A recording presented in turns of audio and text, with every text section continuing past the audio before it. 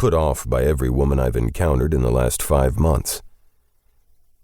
"Do you need help getting home?" I ask, trying to move this awkward situation along. Just in case she has the wrong idea, I clarify. "I can get you an Uber or a cab, whatever's easier." Her face changes then. Her smile reaches her eyes and she looks relieved, maybe even grateful for my kindness. I rub the front of my neck, up along the stubble beneath my chin I haven't shaved in a few days. I'm about to tack on "forget I asked" when she finally speaks up. "That would be great, actually. Thanks. I just need to find—" I point up. "Your shoe?" Her strappy sandal is hanging from a limb of the suite's chandelier. She laughs. "Right, of course. Why wouldn't my shoe be dangling from the ceiling?" She moves around the couch to try to get it, but seeing as I'm the professional basketball player here, with the height to prove it, I take it upon myself to reach up and grab it before handing it down to her. Her cheeks heat with new color and she tucks her dark hair behind one of her ears. "Thank you." I nod and walk away, giving her space to finish collecting her things. "Anthony," I shout, waking him up like I'm his crotchety parent. "Your friend is ready to leave." He groans and picks up a pin off his nightstand so he can throw it in my direction. It clatters against his doorframe before falling limply to the floor. "It's the middle of the night." "Nice. Yeah. Good manners, bud. It's 10 a.m. Get up and help me clean this place." He refuses to comply, so I walk into his room and find his wallet on the TV console. I rip a couple $100 out of it and head back out to the woman in the living room who's now been joined by her friend who was in the bathroom.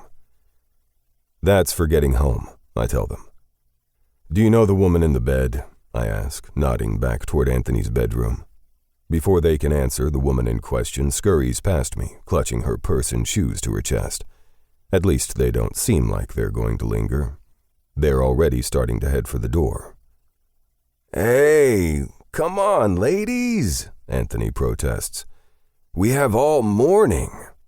"Don't listen to him," I argue. "He's about to get up and help me clean this suite. You don't want to stay for that." "Like hell I am. That's why hotels have housekeepers," Anthony protests, burying his head under his pillow. He knows full well we aren't leaving it looking like this. The housekeepers who get paid shit all shouldn't be subjected to this. My mom used to clean houses, and she'd slap me on the back of the head if she saw the state of this place.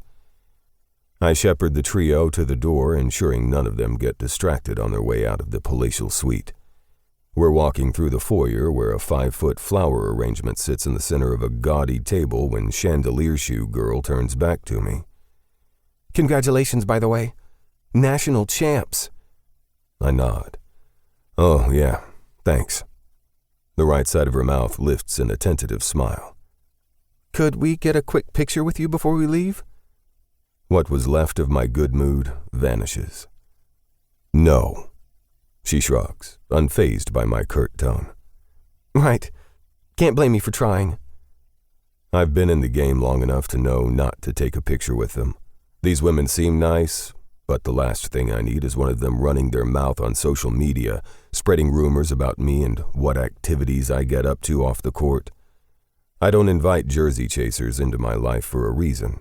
Even without a picture, nothing's stopping them from going to the press and talking about this encounter right now. Anthony's going to get an earful as soon as I finish escorting them out. He's 5 years younger than me and still green in so many ways. Maybe I'll take after my mom and smack him upside the head.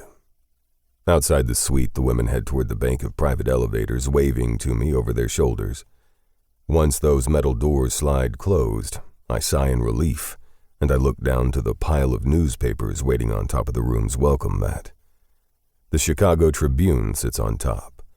Champions again. LA sweep Chicago for 4th consecutive title.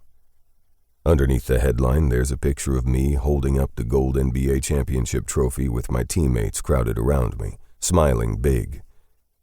Beside that photo is another image of me just as my 3-point shot swooshed through the net in the last second of the 4th quarter, clinching the game for Los Angeles. "I'm up now," Anthony says with a